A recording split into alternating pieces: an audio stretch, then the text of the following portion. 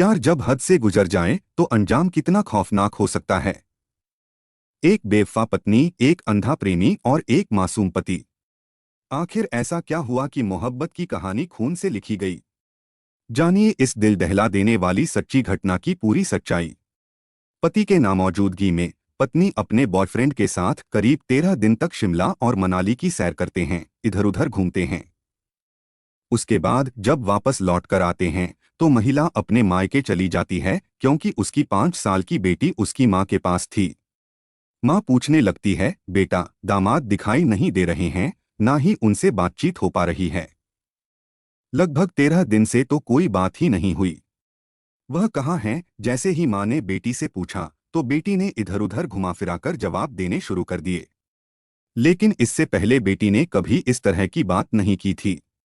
माँ को शक होता है और वह जिद पर अड़ जाती है कि आखिरकार दामाद जी कहाँ हैं। बेटी माँ की जिद के आगे टूट जाती है और बताती है, मैंने उनका लगभग 13 दिन पहले कत्ल कर दिया था। जैसे ही माँ ने यह बात सुनी, उसके पैरों तले जमीन खिसक जाती है। वह सोचने पर मजबूर हो जाती है और अपने पति को बताती है, तुम्हारी बेटी कुछ इस तरह की बातें कर रही है, मुझे तो यकीन नहीं हो रहा। अब बाप भी अपनी बेटी से पूछता है तो बेटी वही सब कुछ अपने बाप को बता देती है जो उसने अपनी माँ को बताया था। बाप और माँ उसे लेकर सीधे थाने पहुंच जाते हैं और पुलिस से कहते हैं, हमारी बेटी कह रही है कि उसने दामाद जी का कत्ल कर दिया है। इसके बाद मामला थानेदार तक पहुंचता है।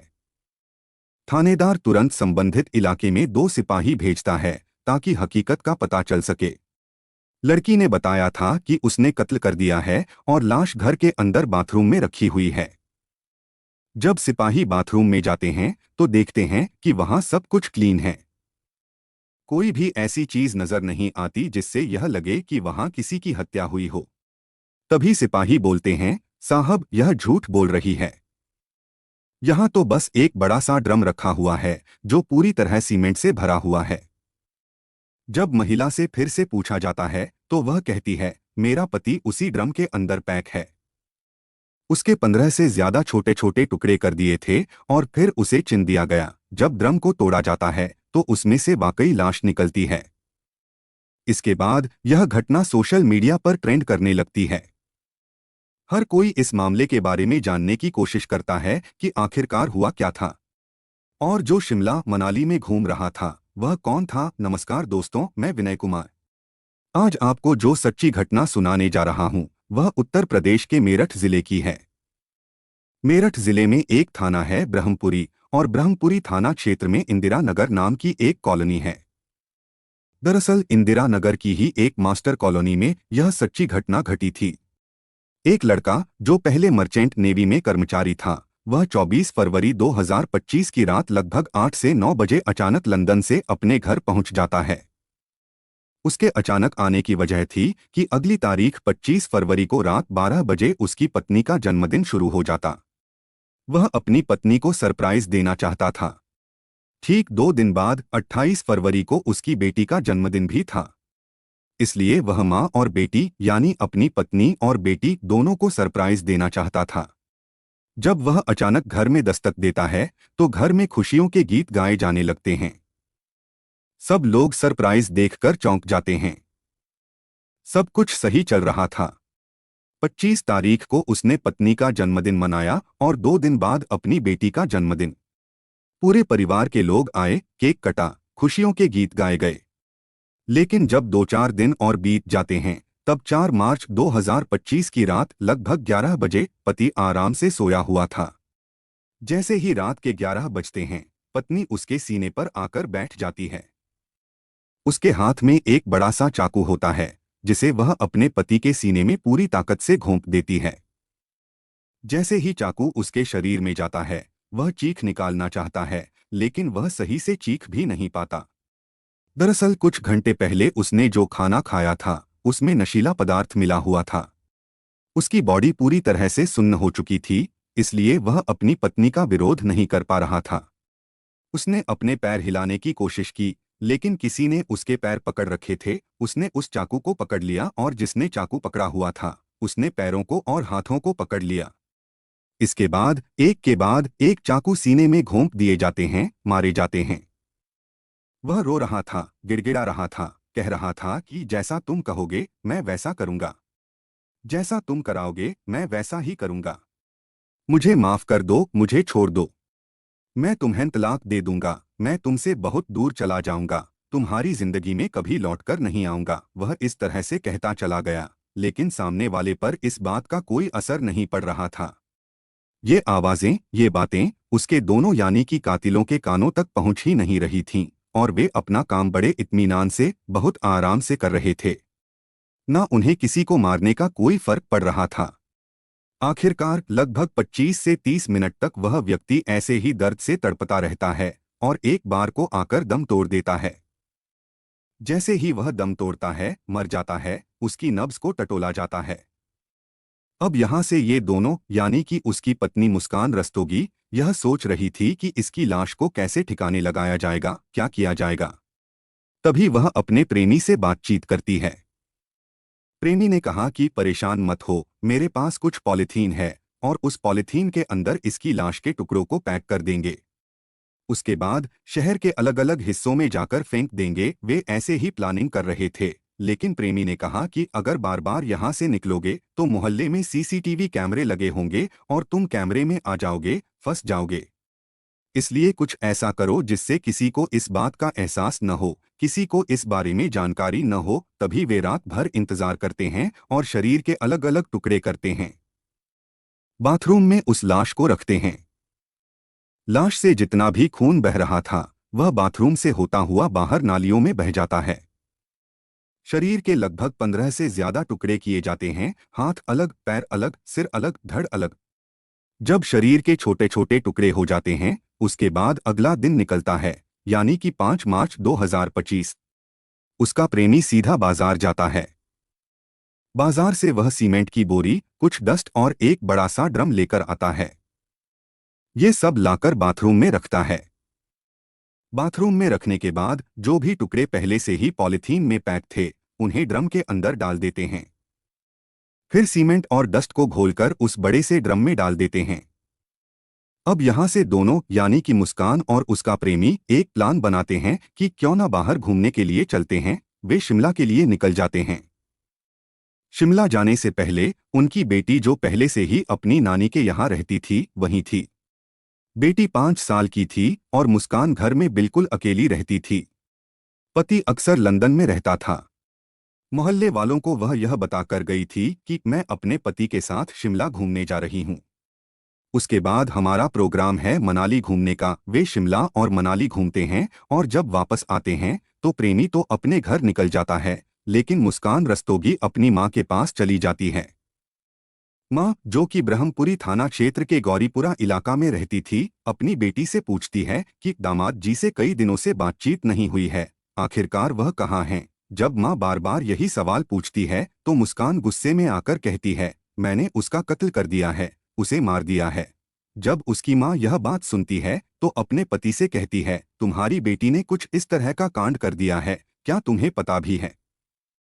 17 मार्च 2025 को वे लोग वापस आए थे और 18 मार्च 2025 को वे नजदीकी पुलिस स्टेशन यानी कि ब्रह्मपुरी थाने पहुंचते हैं। वहां जाकर पुलिस को बताते हैं कि हमारी बेटी ने इतना बड़ा कांड कर दिया है। जब पुलिस वाले यह बात सुनते हैं तो पूछते हैं, लाश कहाँ है। महिला बताती है कि मेरे पति की लाश बाथरूम के अंदर रखी हुई है, आप जाकर देख सकते हैं। जैसे ही 2 सिपाही यानी कि बीट के सिपाही मौके पर पहुंचते हैं और दरवाजा खुलता है तो वे देखते हैं कि बाथरूम तो बिल्कुल नीट एंड क्लीन है। वहां किसी तरह की कोई दिक्कत या परेशानी नजर नहीं आती। सिपाही को लगता है कि शायद यह महिला झूठ बोल रही है। वे तुरंत इंस्पेक्टर को सूचना देते हैं कि साहब, यह झूठ बोल रही है, यहाँ तो कोई लाशवाश नहीं थी। वो महिला कहती है कि वहां पर एक ड्रम रखा हुआ है, आप उस ड्रम को जब खोलेंगे तो उसके अंदर लाश मिलेगी।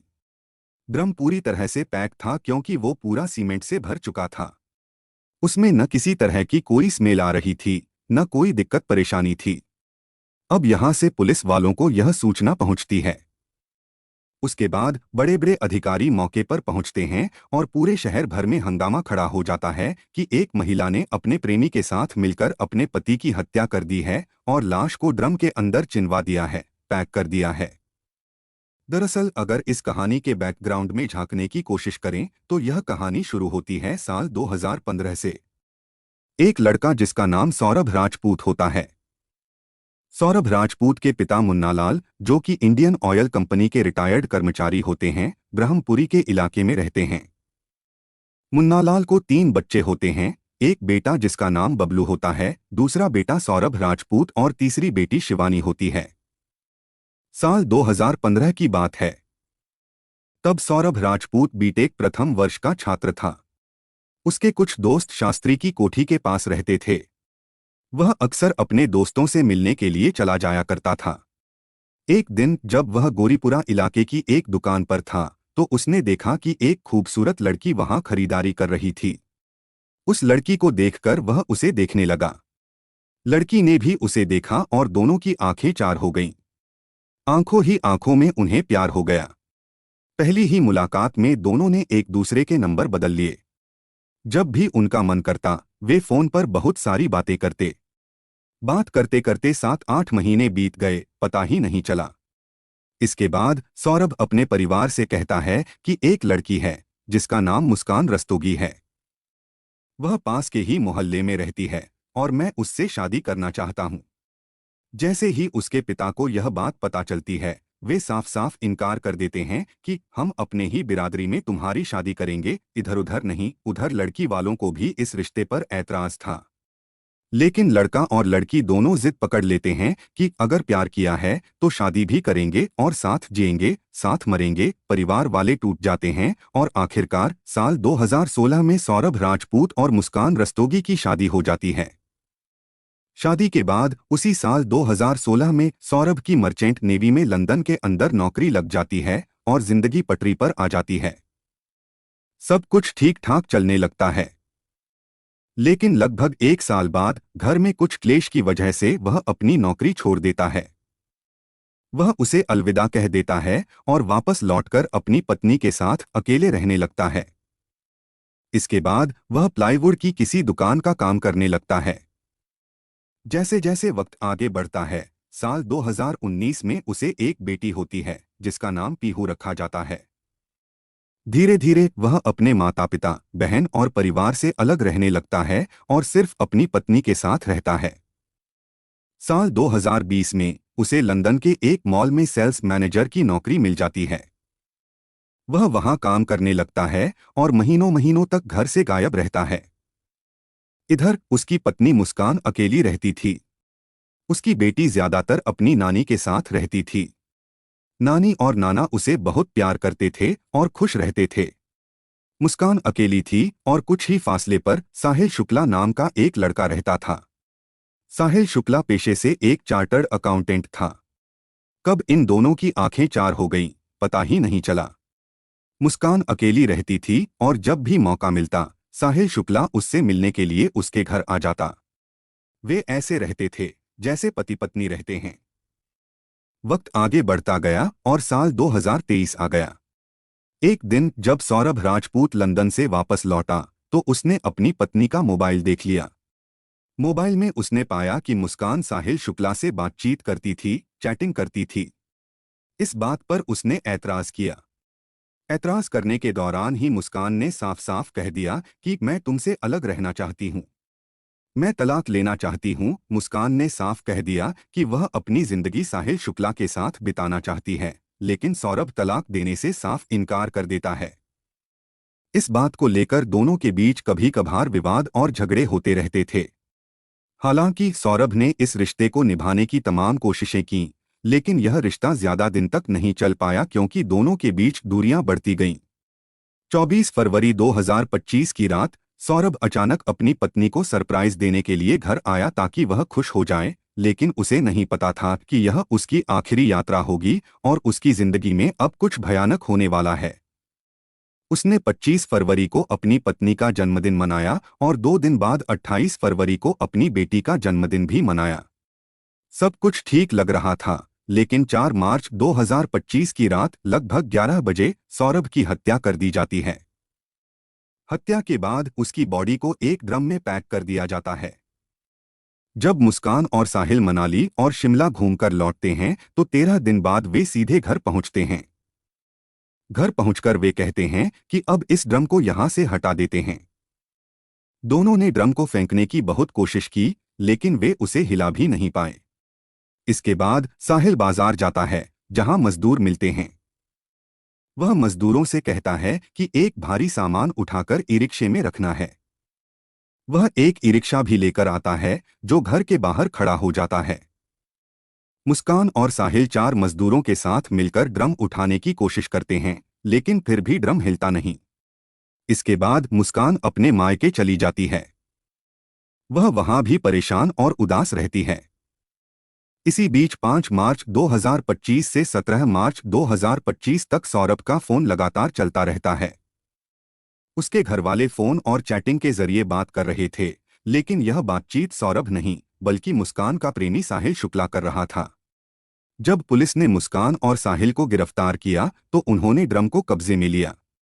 ड्रम तोड़ने पर उसके अंदर सीमेंट का घोल सूख चुका था और उसमें लाश के टुकड़े थे। पोस्टमार्टम से पता चला कि सौरभ की मौत बेहद खौफनाक तरीके से हुई थी। शायद अगर उसने अपनी पत्नी को तलाक दे दिया होता तो यह दर्दनाक घटना नहीं होती। इस हत्याकांड के बाद यह मामला सोशल मीडिया पर ट्रेंड करने लगा। हर कोई इस घटना के बारे में जानने लगा और कहने लगा कि सब कुछ ठीक हो, लेकिन ऐसी पत्नी किसी को न मिले जैसी मुस्कान रस्तोगी थी। अखबारों में यह भी रिपोर्ट किया गया कि सौरभ अनुसूचित जाति से था और मुस्कान बनिया समुदाय से। यह भी एक आशंका जताई जा रही है कि जातिगत भेदभाव की वजह से कहीं दोनों परेशान तो नहीं थे। हालांकि यह पूरी तरह से पुलिस जांच के बाद ही साफ हो सकेगा। अब पुलिस यह भी जांच कर रही है कि इस हत्या की असली वजह प्रेम संबंध थे, सौरभ की गैरमौजूदगी थी या फिर कोई और कारण। इस कहानी को सुनाने का मेरा मकसद आपको जागरूक करना और यह बताना है कि रिश्तों में ईमानदारी और आपसी सम्मान बहुत जरूरी हैं। अगर कोई रिश्ता नहीं चल रहा है तो उसे शांति से खत्म करें, न कि धोखे और हिंसा से। धोखा और बेवफाई का अंत हमेशा बुरा होता है। किसी भी परेशानी का हल गुस्से या अपराध से नहीं, बल्कि कानून और बातचीत से निकाला जाना चाहिए। अगर आपको यह वीडियो पसंद आया हो तो चैनल को लाइक करें, सब्सक्राइब करें और अपने विचार कमेंट में शेयर करें।